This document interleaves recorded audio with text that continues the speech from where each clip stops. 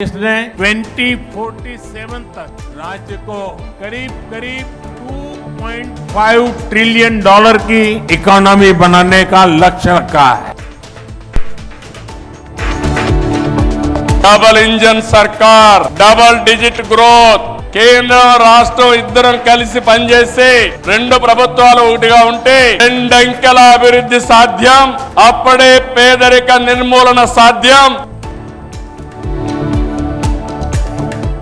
5 ఏళ్ల అవినీతి అరాచక పాలనలో ఆంధ్రప్రదేశ్ అంధకారంలో కూరుకుపోయినప్పుడు మేము ఎన్డీఏ కూటమితో మనం నిలబెడదాం, ఆంధ్రప్రదేశ్ ప్రజల ఆకాంక్షలు నిలబెడదాం, అభివృద్ధి పదంలో నడిపిద్దామని చెప్పి ఆ రోజు ఆశా జ్యోతిలో నిలబడ్డారు.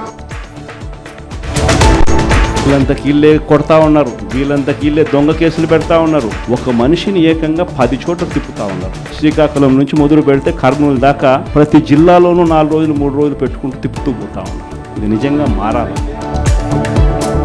నీ హయాంలో జరుగుతున్న విధ్వంసక పాలన, నీ హయాంలో పోలవరం నాశనం చేస్తే కట్టాల్సిన సమయం ఏది ఎప్పుడు కట్టాలనేది కనీస ప్లాన్ లేకుండా పోలవరాన్ని నిర్వీర్యం చేస్తే ఒక అమరావతి 1,00,000 కోట్ల టెండర్లు అంటున్నావు, అది ఏం చేస్తున్నావు ఎవరికి అర్థం కావటం. వేల కోట్ల రూపాయలు ఉన్న ఇండస్ట్రీని ఏ రకంగా బెదిరింపులు చేస్తాం అంటే అసలు ప్రజాస్వామ్యంలో ఉన్నామా లేకపోతే ఇది ఏమన్నా డిక్టేటర్షిప్ అని అడుగుతా ఉన్నా. ఈ రకంగా ఇండస్ట్రీస్ని బ్లాక్మెయిల్ చేయొచ్చా అని నేను అడుగుతా ఉన్నా. ఉన్న ముఖ్యమంత్రి గారికి తెలంగాణలో ఇబ్బంది అనిపిస్తుందట. ఆయన ఉమ్మడి రాష్ట్రంలోనే బాగుండే తెలంగాణలో బాగలేదు అని ముఖ్యమంత్రికి అనిపిస్తుందట. ఇది మన కర్మ. బీఆర్ఎస్ కట్టిన ఫ్లైఓవర్లకు ఇబ్బంది బీఆర్ఎస్ కట్టిన భవనాలకు పైన ఇబ్బంది కత్తిరిస్తున్నావు, బీఆర్ఎస్ కట్టిన ప్రాజెక్టులకు ఇబ్బంది కత్తిరించినావు తప్ప నీ ఏడాదిలో ఒక్క పనన్న చేసిన వారేవంటి బీఆర్ఎస్ పట్టి బొంద పెడితే నువ్వు కాకపోతే నేను వెళ్తా, నేను కాకపోతే నువ్వు వెళ్తా. ఈ బీఆర్ఎస్ పట్టి మనకు ఇబ్బంది ఉంది కాబట్టి దీన్ని బొంద పెట్టాలి ప్రయత్నంలో 2 పట్టు కొట్టాల్సింది క్లియర్ కనబడుతుంది. ఇది విచారణకు రావడానికి భయపడి లాయర్లు ఉంటేనే మాట్లాడతాను చెప్పండి. ఏసీబీ అధికారులు వేసే ప్రశ్నలకు జవాబు చెప్పలేక తప్పించుకొని పోయినటువంటి కేటీఆర్ గారు ఈరోజు ఏం సమాధానం చెప్తారు అంటున్నారు. గారు నీవు అనుకుంటున్నావు నీ చేతిలో ఇవాళ అధికారం ఉందని, ఇంత పుట్టమైన జాగాలలో నువ్వు గుర్తుపెట్టుకో. నేను ఒకవేళ తలుచుకుంటే ఇలాంటి పని కనుక పథకం వేస్తే నువ్వు ఎవరు మిగిలడు గుర్తుపెట్టు.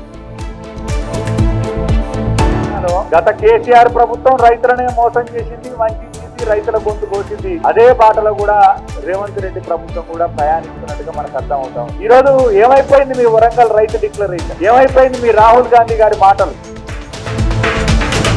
రప్పలు లేఅవుట్లు అయిన భూములు దాని మీద రైతులు సాగు చేయరు, దాని మీద ఎటువంటి పెట్టుబడి కూడా జరగదు. వాళ్ళకి పెట్టుబడి సాయంగా ఉపయోగకరంగా ఉంటది కాబట్టి రైతు భరోసా ఆ సాగుకి అనుకూలమైన భూముల వరకే ఉండాలని చెప్పేసి ముఖ్యమంత్రి వర్యులు మా కేబినెట్ కి సంబంధించిన మంత్రులందరూ కూడా నిర్ణయం తీసుకున్నారు. భాషను మర్చిపోతే అమ్మను కూడా మర్చిపోయినట్టే. అందుకని ముందు ఇంట్లో, వీధిలో, గుడిలో, బడిలో, అమ్మ ఒడిలో భాష అవుతుందో ఆ భాష మాట్లాడదామని మనందరం ప్రతిజ్ఞ చేద్దాం. కౌంటర్లో ఈ టోకన్లు జారీ చేస్తారు. ఈ టోకన్లు ఉన్న వారే తిరుమలకు వస్తే బాగుంటుంది అనేది మీ అందరికీ విజ్ఞప్తి. టోకన్ లేకపోతే వచ్చినా కానీ దర్శనాలు ఉండవు.